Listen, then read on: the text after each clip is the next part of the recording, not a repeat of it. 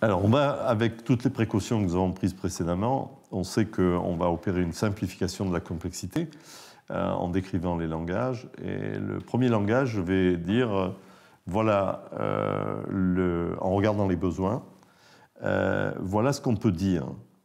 Les premières choses qu'on peut dire pour les personnes qui ont leur dominante dans leur préférence dans ce système de besoins.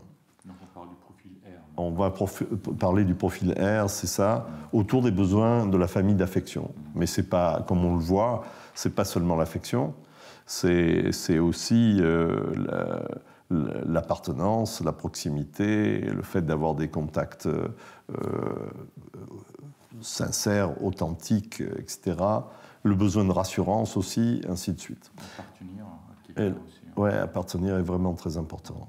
Alors, dans cette période, on le voit sur les besoins, on pourrait commenter tous les besoins, je vais en commenter certains en particulier, mais ce qu'il faut dire, c'est que dans cette période, pour un adulte qui a cette dominante-là, en fait, son système d'information est directement connecté à ses sens, à ses sensations, à son système sensitif et sensoriel. Ce qui compte pour lui, c'est qu'est-ce qu'il ressent dans une situation.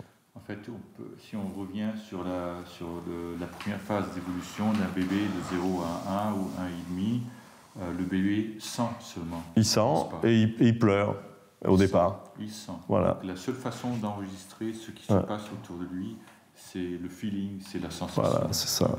Et la maman, ou les personnes qui s'occupent de lui, apprennent à comprendre qu'est-ce qu'il est en train de dire dans ses cris ou dans ses pleurs, ou dans ses rires, et apprennent à travers ses émotions. Hein, c'est ça. Alors c'est donc là, ce premier profil qui correspond à la dominante en R est un profil qui est caractérisé par l'hypersensibilité. C'est un peu comme si les gens avaient des connexions, avaient des connexions, avaient des éléments sensitifs qui leur permettent de tout sentir et de tout ressentir. Et non seulement ils ont ça, mais en même temps, quand ils vivent une situation présente et qu'ils ressentent quelque chose, ça leur rappelle des sensations du passé. C'est-à-dire que ce sont des personnes qui sont avec une très grande facilité, sans faire d'effort, sont toujours en train de mêler ce qu'ils ressentent dans le présent avec une mémoire sensitive et émotionnelle du passé. Ce qu'ils ont ressenti. Ce qu'ils ont ressenti, voilà. Et donc, ça, comme c'est ça qui est important pour eux, s'ils sont en face d'un événement, d'un projet, d'un nouvel emploi, d'une rencontre et tout ça, c'est ce qu'ils ressentent dans cet événement-là. Et ils ont la mémoire sensitive du passé. Donc ils ont très souvent, comme c'est ça qui est important pour eux, ils ont souvent un besoin associé d'échanger par rapport à ça, de partager leurs sentiments avec d'autres personnes. C'est-à-dire que si par exemple on imaginait qu'on va recruter quelqu'un qui a sa dominante en R, et dans les besoins de la famille d'affection et dans le langage R de la relation, si on imagine qu'on va mettre cette personne, on recrute une personne comme celle-là, et on va lui donner les moyens de fonctionner, et de produire, et de faire des résultats, en fait, on sait déjà qu'on ne va pas tirer le meilleur parti de cette personne. Cette personne a besoin d'autre chose que ça. Pas seulement fonctionner et puis performer. Elle a besoin justement d'échanger avec d'autres personnes. Du relationnel. Du relationnel et du ressenti. Et est-ce qu'il y a un grand besoin, disons, quel est l'ultime besoin qui est derrière? Est-ce que c'est l'harmonie? Est-ce que c'est avoir une situation où il n'y a pas de conflit, où tout est bien, tout est en ordre? Tout ça va être très important. Et je pense que l'harmonie de la relation, et l'harmonie de la relation aux personnes, mais aussi l'harmonie de la relation à l'environnement, à la nature et tout ça, est quelque chose qui va être primordial chez ces personnes. C'est la recherche de l'harmonie. Et l'harmonie, effectivement, c'est l'inverse du conflit, quoi, hein. C'est-à-dire qu'il n'y a pas de... on se sent bien ensemble, on se sent bien avec. au lieu d'avoir des problèmes à être avec. Hein. Donc ça, c'est vraiment central. Et un autre point qui est, je crois, très très important, c'est le fait de sentir qu'on appartient à certaines unités. Et ça peut être le couple, ça peut être la famille, ça peut être la communauté, ça peut être la communauté religieuse, ça peut être de la même origine, ça peut être le métier, ou le département dans une entreprise, ou le fait d'appartenir à une entreprise.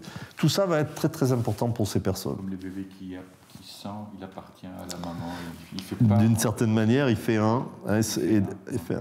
Et là, qu'est-ce que ça veut dire l'appartenance ? C'est effectivement de sentir qu'on est membre d'une unité qui est soudée, qui a une cohésion interne, mais que quand on y est, c'est comme si on était avec des gens qui ont beaucoup de similarités avec nous. C'est comme si on était avec les gens de la même famille.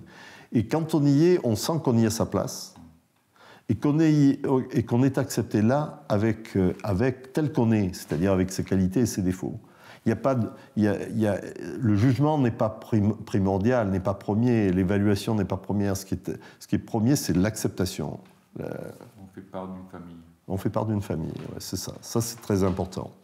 Alors, on voit qu'on a des personnes pour qui le plus important, c'est ce qu'elles ressentent, et c'est la recherche de se sentir bien à l'intérieur d'un groupe, d'un collectif, d'une certaine manière. Un système familial. Le système familial étant l'archétype des choses, voilà, c'est ça. Et donc, la meilleure manière de préserver, justement, l'échange d'affection et la qualité de la relation, c'est de faire plaisir aux autres, c'est-à-dire d'être gentil, d'être agréable, d'être serviable. Donc, ces personnes-là vont très souvent avoir tendance à faire plaisir aux autres et avoir du plaisir à faire plaisir aux autres. Ça va se passer comme ça en croissance. Et là, c'est intéressant de voir comment ça se passe en survie. Parce qu'en survie, cette tendance à faire plaisir va devenir une obligation interne de faire plaisir et une interdiction interne, une contrainte interne d'éviter d'occasionner du déplaisir aux autres. C'est-à-dire à partir du moment où on s'interdit d'occasionner des déplaisirs aux autres, il y a plein de choses qu'on ne peut pas faire. On évite les conflits. On évite les conflits et tout ce qui peut mener à un conflit ou à une différence avec les autres. Donc ça va modeler les comportements. Alors, au niveau des qualités, on va avoir des gens qui ressentent énormément de choses pour eux-mêmes, mais ressentant énormément de choses pour eux-mêmes, ayant plein de capteurs partout, sensitifs partout, en fait, ils sont capables de deviner ce que ressentent les autres. Et en plus de ça, ils s'en soucient. C'est important pour eux. Donc, ils vont regarder si les gens se sentent bien, s'ils sont confortables dans une situation, si dans une organisation, un dispositif, ils y ont trouvé leur place, et que ils ont trouvé leur système de relation avec les autres. Et ça va être très très important. Donc ils vont essayer de voir ces choses-là. Ils vont deviner si la personne se sent bien, se sent confortable ou pas. Et ça va leur donner des qualités tout à fait extraordinaires, à la fois pour percevoir ces choses-là, mais aussi pour accueillir les gens, pour les faire se sentir confortables. Quels sont des jobs où on a plutôt des emplois où on a plutôt des gens qui ont un profil R? Qu'est-ce qui les attire? C'est justement le service, la prise en charge, le service. Alors ça va jouer énormément au niveau de la service et la prise en charge au niveau de la petite enfance, au niveau des personnes âgées, on va trouver, au niveau de la santé, au niveau de l'éducation, en particulier des petits-enfants, des premiers âges. L'hôtellerie. Et puis dans les services, l'hôtellerie, la restauration, le tourisme, des secteurs entiers où on a besoin. Et puis on va les trouver aussi, disons, hors secteur dans les organisations non gouvernementales qui sont des organisations de soutien aux personnes, d'aide et de soutien aux personnes démunies. Et donc, on va les trouver dans toutes les organisations associatives, dans les clubs de sport, on va trouver des gens qui aiment donner. qui aiment donner, qui aiment se donner à une communauté, qui demandent en général rien en échange, c'est-à-dire que très souvent les activités sont bénévoles. Je pense que les gens qui sont dans le langage ER, enfin qui ont leur prédominance dans le langage ER et de la relation, sont des gens qui très souvent concourent sans rien demander en échange. Le plaisir d'être ensemble et le plaisir d'aider les autres. Et de faire part d'un groupe. De faire part d'un groupe, oui. Alors, on le voit, ce sont des personnes qui ont, qui viennent facilement en aide, parce qu'elles sont touchées et elles éprouvent de la compassion dès qu'elles voient quelqu'un qui est en difficulté. Et donc, quand elles voient quelqu'un en difficulté, qu'est-ce qu'elles viennent? Elles viennent le soutenir, elles viennent l'aider. Donc la relation d'aide est super importante. Aussi, sont des personnes qui sont en général assez prudentes, assez prudentes pour elles-mêmes, c'est-à-dire que, et d'autre part, essayant de protéger du danger d'autres personnes. Hein, ça fait partie de leur qualité aussi. Et ne pas les provoquer aussi. Hein. Et ne pas provoquer les dangers, oui, c'est ça. Ouais. Donc ça donne des gens qui sont prudents aussi au niveau de la relation, c'est-à-dire qu'on va retrouver beaucoup de ces personnes-là dans une autre activité professionnelle qui est, disons, l'activité soit de la diplomatie, soit des relations publiques, hein, avec ce caractère agréable et extrêmement prudent de ne pas heurter l'autre et de soigner les relations. Alors, au point de vue des qualités, si on se met maintenant dans une optique de management, et en entreprise, ça donne des managers qui, d'emblée, veulent, ils prennent un poste, ils sont responsables d'un groupe de collaborateurs, ils veulent faire de ce groupe une équipe. Avec donc une équipe, comment ça se forme, un système relationnel qui est de qualité et des projets qui sont communs. C'est des bons team builders. C'est des team builders naturels, des team builders naturels. D'ailleurs, ils ne conçoivent pas finalement leur rôle de manager sans faire du team building. Hein. Donc ils vont former l'équipe autour de projets communs, autour de processus collaboratifs. Et l'idée de leadership, c'est plutôt se mettre en service de... C'est ça. Moi, j'appellerais un leadership de soutien, un supportive leadership. Quelquefois, on dit servant leadership. Et donc, ils fédèrent les gens. Ils font en sorte de concilier les points de vue pour qu'il n'y ait pas de conflit interne. Et toute l'orientation est basée sur la coopération. Donc ça, on voit qu'on a les principales qualités des gens là, qui sont là. Alors, si on regarde maintenant les défauts, les points faibles et les défauts, ils viennent aussi de ce souci de ne pas de cette contrainte interne dont ils ne sont pas conscients, d'éviter les conflits et de ne pas occasionner de déplaisir aux autres. Et quand on a cette contrainte de ne pas occasionner des plaisirs, il y a plein de choses qu'on ne peut pas faire. C'est-à-dire dire non à quelqu'un qui nous demande quelque chose, c'est très difficile. S'inscrire dans un conflit et prendre position dans un conflit, c'est très difficile. La même chose par rapport à une divergence ou à une façon différente de voir les choses. Confronter quelqu'un en lui disant « non, je ne suis pas satisfait du travail que tu as fait », c'est aussi de prendre le risque d'une dégradation de la relation. Prendre des décisions déplaisantes.